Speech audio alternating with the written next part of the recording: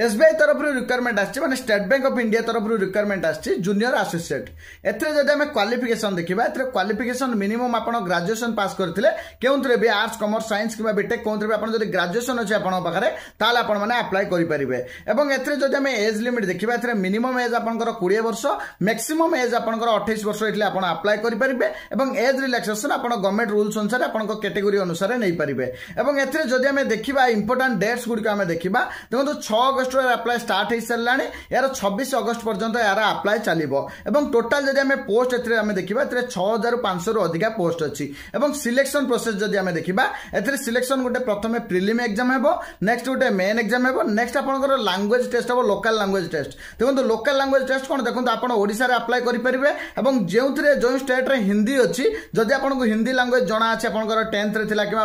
+2 ताल मैंने अप्लाई करेंगे कहीं लोकल लैंग्वेज जेहतु आपको जना थी जदि